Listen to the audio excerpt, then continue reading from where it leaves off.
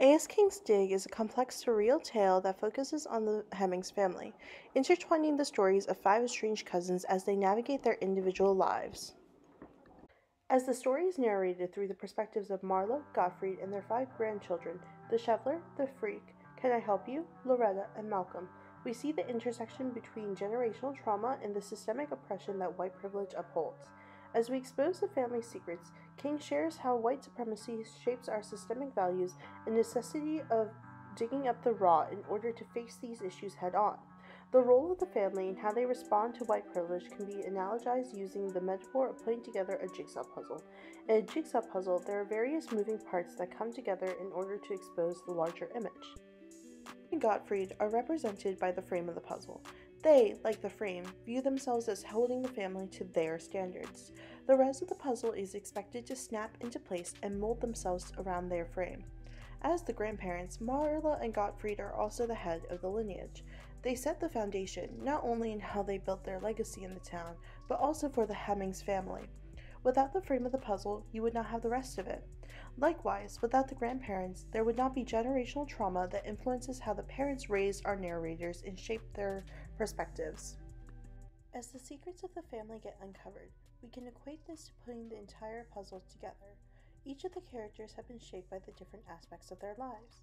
For example, the jigsaw puzzle is made up of 5 different pieces. In Dig, the Freak interacts with the Shoveler. She's able to communicate directly to the Shoveler to tell him that he will find a lot underground if he keeps digging. As we learn at the end of the novel, the Freak is ultimately dug up by the Shoveler. The Freak connects with the Shoveler to push him forward, much like how the puzzle pieces connect in order to put the puzzle together. But who is putting the puzzle together? The hands that put the puzzle pieces together can be equated to Can I Help You and Malcolm. Both of these characters are the most outspoken in the narrative about recognizing the effects of white privilege and beginning to dismantle oppression. Can I Help You witnesses racism firsthand as her black childhood best friend Ian is continuously scrutinized by her overtly racist mother. The guilt and embarrassment she feels by her mother's racism makes her home life intolerable, and she puts a greater distance between herself and Ian. She, although it is important to note, continues to enjoy the benefits of white privilege and wealth, loves Ian, and tries to be an ally. She's opposed to oppression, but she's not being actively anti-racist. This is like putting together certain parts of the puzzle. For example, if you put together a corner of the puzzle, there is some level of achievement. Can I Help You is just beginning to understand oppression and recognizes allyship begins with recognizing one's own role as the oppressor, but this is not the overt rejection of white privilege. Malcolm, on the other hand, is like putting together the puzzle pieces. He is shaped by the experience he has had traveling with his dad, knowing that his dad will soon die. He is resentful of how Marla is willfully ignorant to oppression and says that she doesn't realize that the world was made for people like her.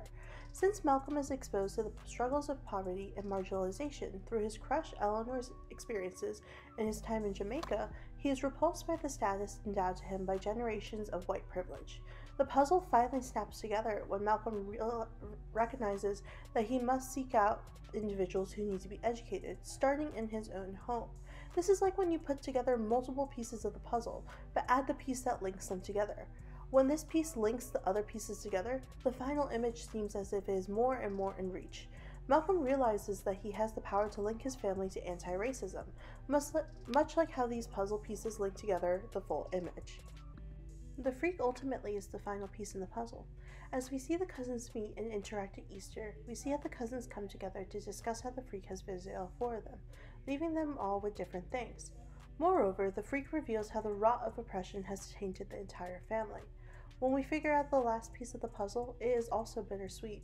The puzzle is completed and we now see the full picture, but this marks the end of the activity. In seeing the full picture, we learn that greed trickles down in many ways. We learn from the Freak that Marla and Gottfried also suffer from depression and anxiety, things that will be passed down to the cousins genetically. The Freak has closure when Bill and Jake, her killers, are sent to prison, and when her cousins are connected. There is an end to this puzzle. Now is on to the next.